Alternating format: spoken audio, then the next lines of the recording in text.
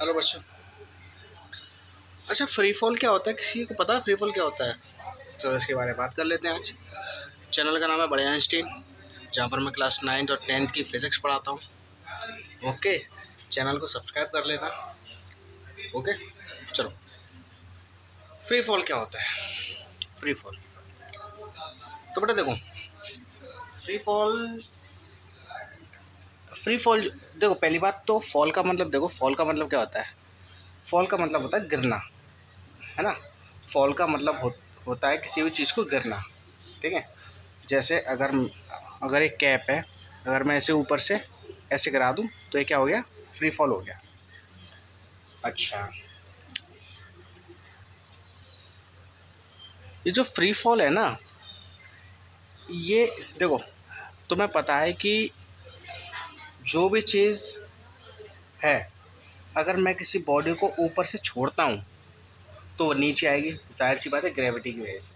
ठीक है, अर्थ के ग्रेविटेशनल फोर्स की वजह से। भाई अर्थ हम सबको खींच रही है अपनी अपनी तरफ। हम्म, अर्थ हमको अपनी अपनी तरफ खींच रही है ना। तो जिस भी चीज़ को अगर मैं ऊपर से फेंकूंगा नहीं, जस्ट छोड़ता हूँ ऊपर से हाइट से, तो वो ग्रेविटेशनल फोर्स क्या करेगी? उसे खींचेगी नीचे की तरफ और वो नीचे गिराएगी। ठीक है, अच्छा, इतनी बात समझ में आ गई। देखो,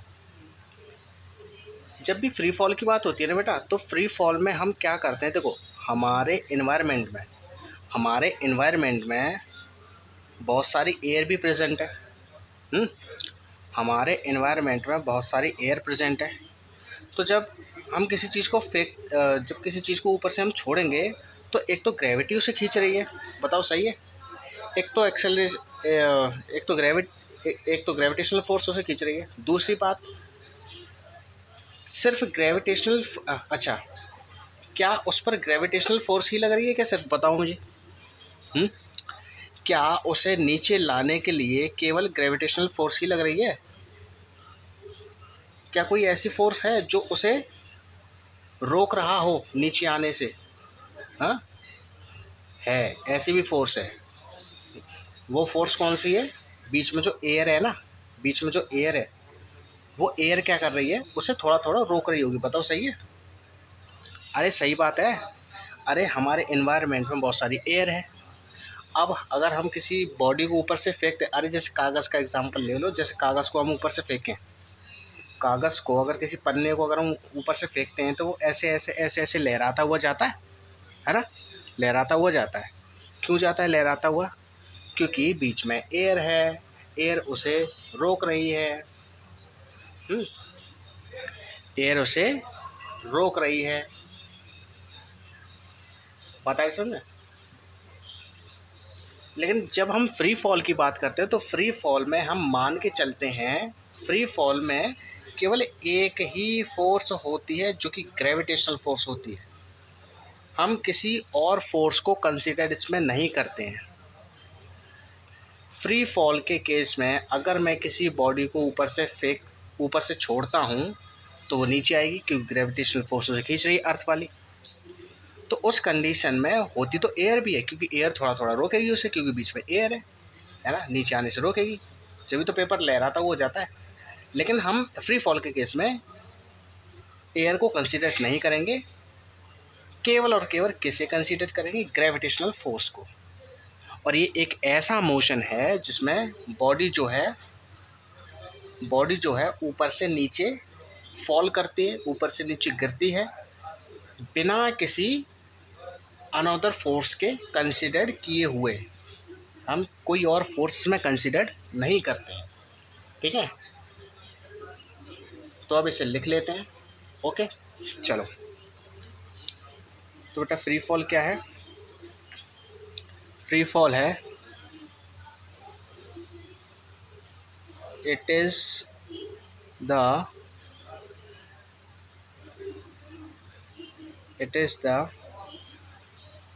motion of an object when motion of an object downward लिखो, motion of an object in the downward direction, in the when the body is released from some height without considering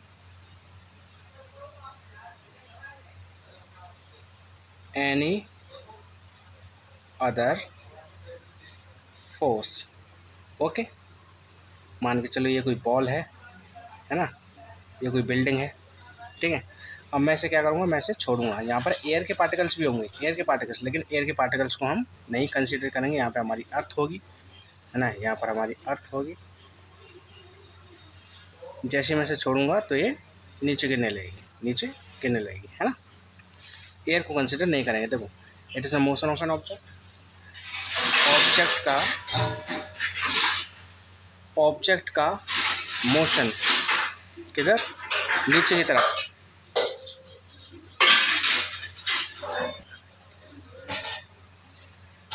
किसी भी बॉडी का ऐसा motion जो downward direction में हो, है ना, कब, जब बॉडी को किसी हाइट से छोड़ा जाता है, ठीक है, बिना किसी अनदर फोर्स के कंसिडर किए, है ना। अच्छा, एक चीज़ और लिख लें यहाँ पर।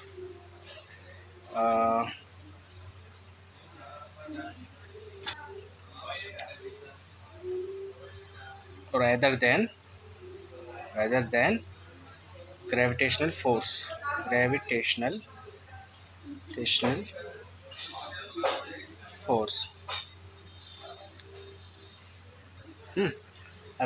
gravitational force मतलब ग्रेविटेशनल फोर्स को छोड़ के केवल ग्रेविटेशनल फोर्स ही लगेगी इस पर, और कोई फोर्स नहीं लगेगी। ओके, अच्छा बेटा, ये चीज़ आपको समझ में आ गई? ये चीज़ आपको अच्छे समझ में आई होगी, मुझे लगता है आपको अच्छे समझ में आई होगी, ठीक है। फ्री फॉल को ऐसे डिफाइन कर देना, ऐसे लिख देना इसके बारे में, very simple. Okay, acceleration due to gravity भी मैं आपको बता देता हूँ। एक्सेलरेशन ड्यू टू ग्रेविटी क्या होता है, ठीक है। एक्सेलरेशन ड्यू टू ग्रेविटी, ठीक है। मैंने इससे पहले वाली वीडियो में मास और वेट जब बताया था तो एक टर्म होता था जी, छोटा वाला जी, है ना, छोटा वाला जी क्या होता था, एक्सेलरेशन ड्यू टू ग्रेविटी। मुझे एक बात बताओ, आपको एक्सेलरेशन पता है, ए जो होता था मोशन वाले चैप्टर में, है ना, एक्सेलरेशन क्या होता था, चेंज इन वेलोसिटी। अब वो मैं एक्सेलरेशन डिफाइन नहीं करूँगा क्योंकि वो सब तुम पहले ही देख चुके हो, या फिर देख के आना, ठीक है। अच्छा बेटा देखो, दो तरह के एक्सेलरेशन होते हैं, है ना, दो तरह के एक्सेलरेशन होते हैं। एक एक्सेलरेशन ऐसा होता है जिसे हम चेंज कर सकते हैं, चेंज करने वाले एक्सेलरेशन को कहते हैं ए से डिनोट करते हैं। और वो एक्सेलरेशन होता है हॉरिजॉन्टल, है ना, मतलब सड़क पर अगर कोई गाड़ी चल रही है या फिर हम भाग रहे हैं, है ना, या फिर हम अरे हॉरिजॉन्टली तो चलेंगे, बताओ, हम लोग हॉरिजॉन्टल ही तो चलेंगे।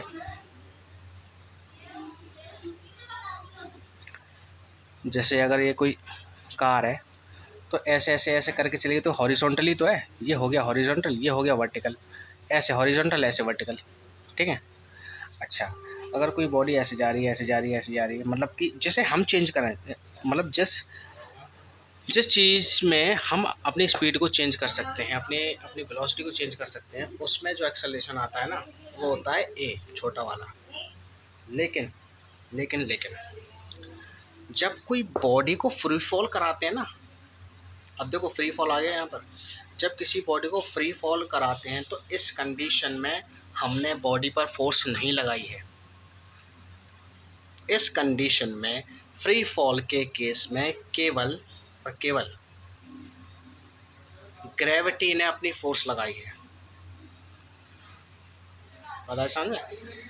जब हम किसी बॉल को जैसे किक करते हैं तो उस पर हमने फोर्स लगाई है ना, तो उस पर एक्सेलरेशन हो रहा होगा, उस एक्सेलरेशन को कहते हैं हम कौन सा वाला, ए, ये वाला ए है ना, क्या कहते हैं इसको, एक्सेलरेशन कहते हैं। मतलब जिस बॉडी पर फोर्स हम लगाते हैं ना, उस वाले एक्सेलरेशन को कहते हैं ए।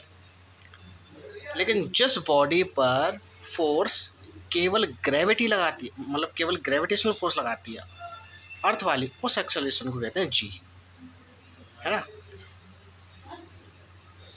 ठीक है। और ये वाला एक्सेलरेशन जो है, ये कुछ भी हो सकता है, वेरिएबल होता है।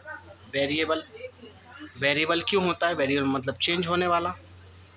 अब चेंज होने वाला मैं ऐसे क्यों कह रहा हूँ, क्योंकि मैं तो भाई फोर्स कभी ज़्यादा लगा सकता हूँ और मैं कभी फोर्स कम लगा सकता हूँ, है ना। तो जैसे जैसे फोर्स चेंज होगी वैसे वैसे हमारा एक्सेलरेशन चेंज होगा। फोर्स का फॉर्मूला क्या होता है, बराबर एम ए। बताओ, तो जैसे जैसे फोर्स चेंज होगी वैसे वैसे ए चेंज होगा, है ना। बात आ रही है समझ में। जैसे फोर्स मान लो टू, जैसे फोर्स मान लो टू है, मास भी टू है, एक्सेलरेशन निकालना है, तो एक्सेलरेशन यहाँ से कैसे आएगा, देखो 2/2 ए, तो एक्सेलरेशन कितना आ जाएगा 1, है ना। वहीं अगर मैं फोर्स को अगर मैं क्या कर दूँ, फोर्स को अगर मैं 4 कर दूँ, फोर्स को कर दिया 4 और मास सेम है, तो यहाँ से क्या आएगा 4/2 बराबर ए, कितना आ गया 1/2 एक्सेलरेशन आ गया। तो आप देख रहे हो जैसे जैसे मैं फोर्स को चेंज कर रहा हूँ वैसे वैसे वैसे वैसे क्या हो रहा है, वैसे वैसे तुम्हारा एक्सेलरेशन चेंज हो रहा है। बात आई समझ में।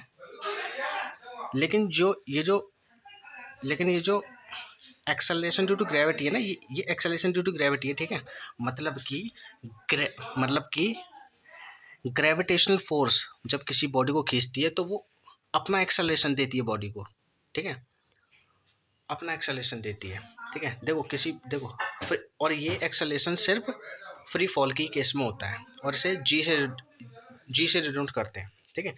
देखो जब हम किसी बॉडी को ऊपर से छोड़ते हैं ना, ऊपर से छोड़ते हैं तो उस पर केवल ग्रेविटेशनल फोर्स ही काम करती है और ये ग्रेविटेशनल फोर्स सबके लिए सेम है, सबके लिए।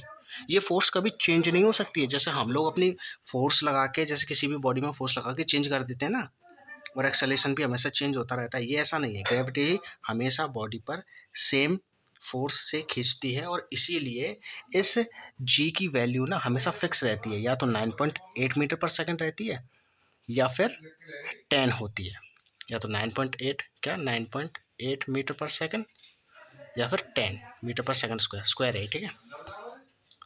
और जब कोई बॉडी किसी जब जब देखो फ्री फॉल के केस में जो बॉडी एक्सेलरेट करती है ना, वो ग्रेविटेशनल फोर्स की वजह से करती है।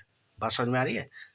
फ्री फॉल के केस में बॉडी एक्सेलरेट करती है, पता है कौन करवाता है एक्सेलरेट, उसे ग्रेविटेशनल फोर्स, अर्थ का ग्रेविटेशनल फोर्स करवाता है। और फोर्स जो है हर बॉडी पर सेम लगती है, इसीलिए इस जी की वैल्यू हमेशा या तो 9.8 रहती है या फिर 10 मीटर पर सेकंड रहती है, ठीक है। कभी कभी आपको क्वेश्चन में 9.8 दी होगी जी की वैल्यू और कभी कभी 10 भी दी होगी। बात आ रही सामने। जब मैंने आपको बताया जब बॉडी ऊपर से नीचे गिरती है तो उसकी स्पीड बढ़ती है, मतलब वेलोसिटी बढ़ती है। मैंने आपको मोशन वाले चैप्टर में बताया वेलोसिटी क्या होती है, वेलोसिटी बढ़ती है। अब देखो वेलोसिटी बढ़ रही है मतलब चेंज ही तो हो रही है, और चेंज होगी तो एक्सेलरेशन तो आएगा ही आएगा। तो फ्री फॉल के केस में बॉडी क्या करती है, एक्सेलरेट करती है, और उस एक्सेलरेशन का कारण क्या है, क्योंकि ग्रेविटेशनल फोर्स हम उस बॉडी पर फोर्स लगाती है ना। और उस एक्सेलरेशन को जी से डिनोट करते हैं, है ना, और उसकी वैल्यू 9.8 या फिर 10 रहती है। बात समझ गए। चलो, इसीलिए इसका नाम है एक्सेलरेशन ड्यू टू ग्रेविटी, यानी कि ग्रेविटी की वजह से होने वाला एक्सेलरेशन, ठीक है। तो चलो उसे भी लिख लेते हैं। तो इसे कैसे लिखेंगे बेटा, देखो इसे लिखेंगे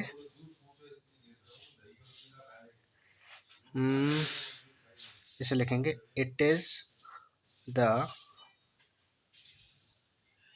acceleration produced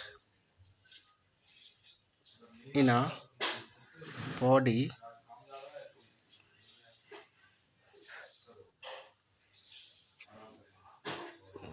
or provided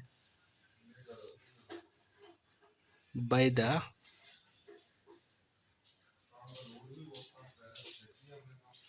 gravitational force of the earth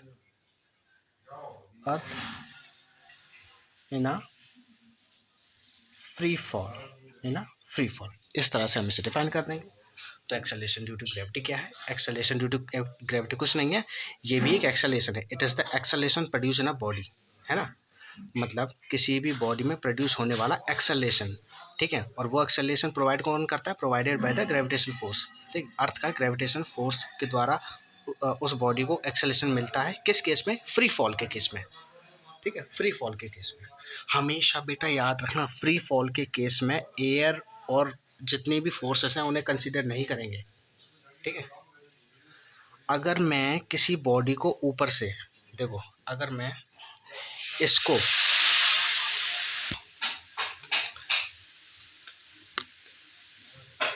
अगर मैं इसको और किसी पेपर को अगर मैं ऊपर से फेंकूँ ना, अगर मैं इस पेन को और किसी पेपर को अगर मैं ऊपर से फेंकूँ, तो तुम्हें क्या लगता है?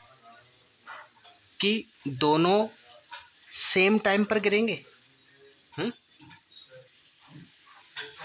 मैं तुम्हें ये कह रहा हूँ, अगर मैं इसको और यहीं पर अगर मैं किसी पेपर को ले लूँ, अगर मैं यहाँ पर अगर मैं इसको, है ना, इस पेन को और इस पेपर को ऊपर से, बहुत ऊपर से अगर फेंकता हूँ, तो क्या ये दोनों साथ साथ गिर जाएंगे नीचे? मतलब कि जैसे मान के चलो ऊपर से गिराया, तो क्या ये दोनों साथ साथ गिर जाएंगे? मतलब साथ गिर जाएंगे, या पेन का ढक्कन पहले गिर जाएगा और पेपर बाद में गिरेगा? क्या ऐसा होगा क्या? हुँ? अब यहाँ पर कुछ बच्चे ऐसे बोलेंगे, सर दोनों अलग अलग नहीं गिरेंगे, सॉरी, दोनों अलग अलग ही गिरेंगे। पेन भारी होता है, पेन पहले गिर जाएगा, और पेपर हल्का है, पेपर बाद में गिरेगा।